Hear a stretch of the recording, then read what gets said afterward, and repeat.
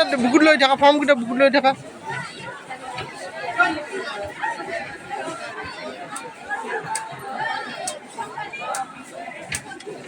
অসম চৰকাৰৰ মাননীয় মুখ্যমন্ত্ৰী ডক্টৰ হিমন্ত বিশ্ব শৰ্মা ডাঙৰীয়াই এটা অতি অভিলাষী আৰু সংস্কাৰমূলক আঁচনি প্ৰৱৰ্তন কৰিছে। এয়া হৈছে নিযুত মাইনা। আমাৰ যিসকল ছাত্ৰীসকলক আমি কিতাপত দেখা পাওঁ যে আধাতে তেওঁলোকে শিক্ষা সামৰিব লগা হয় একমাত্ৰ আৰ্থিক দৰিদ্ৰতাৰ কাৰণে। আৰু সেইবাবে মাননীয় মুখ্যমন্ত্ৰী মহোদয়ে যাতে ড্ৰপ আউট নহয়, যাতে মাজতে তেওঁলোকে শিক্ষা সামৰিব নোৱাৰে, যাৰ কাৰণে কি শিক্ষা সামৰাৰ লগে লগে ঘৰখনৰ সকলোৱে মিলি পেলাই বিয়াৰ গুৰুত্ব দিয়ে, বিয়া পাতিবৰ কাৰণে চেষ্টা কৰে।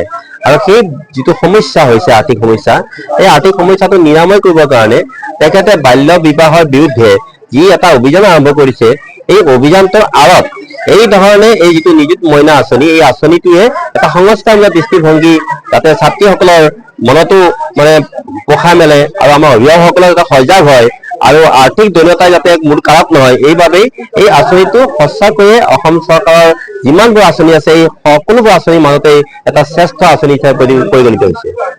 আঁচনিৰ ফৰ্মখন পাই অতিকৈ সুখী হৈছো। ইয়াৰ বাবে বৰ্তমানৰ মুখ্যমন্ত্ৰী মহোদয়ক ধন্যবাদ জ্ঞাপন কৰিলো আৰু চিপাঝাৰ সমষ্টি বিধায়ক মহোদয়কো ধন্যবাদ জ্ঞাপন কৰিলো।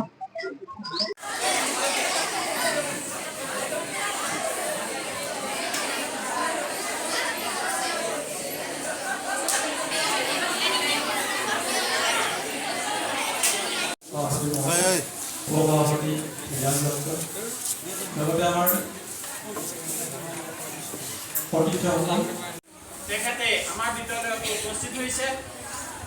তেখেতক আমি এখন ফুলাম গামোচে তেখেতক ফুলাম গামোচা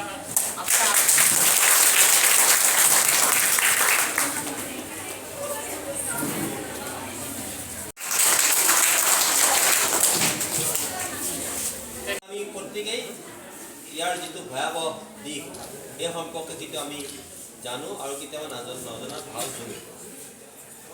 যেতিয়া মাননীয় মুখ্যমন্ত্ৰী কিতাপ তুলি দিয়ে, ইমান নিত্য ঘটনা, এই গোটেইবিলাকৰ কাৰণে কি আন্দোলন আৰম্ভ কৰিছিল, সংস্কাৰমূলক আন্দোলন আৰম্ভ কৰিছিল। কিন্তু এতিয়া বাল্য বিবাহ বন্ধ কৰিবলৈ যাওঁতে যিটো সমস্যাৰ সৃষ্টি হ'ল আমাৰ মুখ্যমন্ত্ৰী তথা আমি তেওঁলোকৰ সোনকালে বিবাহ হোৱাৰ মূল কাৰণটো কি? মূল কাৰণটো হৈছে অৰ্থনৈতিক সমস্যা। অৰ্থনৈতিক সমস্যা।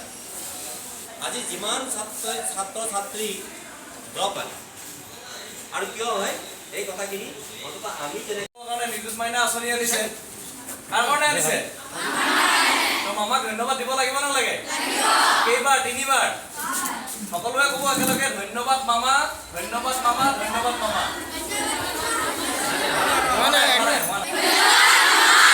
এনেকে 3বাৰ ক'ব লাগিব।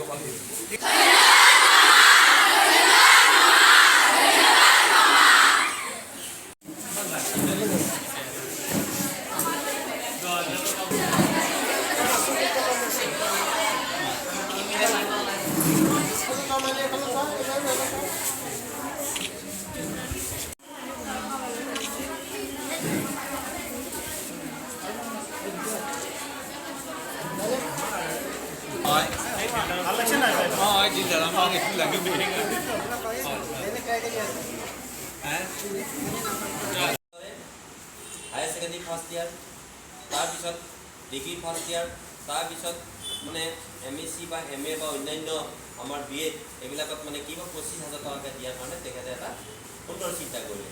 আমি জানো যে আমাৰ এইখিনি আমাৰ অৰ্থনৈতিক সমস্যা হৈছে, কিন্তু অৰ্থনৈতিক সমস্যা হোৱা স্বত্তেও মাননীয় মুখ্যমন্ত্ৰী মহোদয়ৰ এটাই চিন্তা, কেনেকৈ আমাৰ কাৰ্যকালতে সেই ছোৱালীখিনিক আমি যদি প্ৰতি বছৰে যদি 10,000 টকাকৈ আমি দিব পাৰোঁ, প্ৰতি বছৰে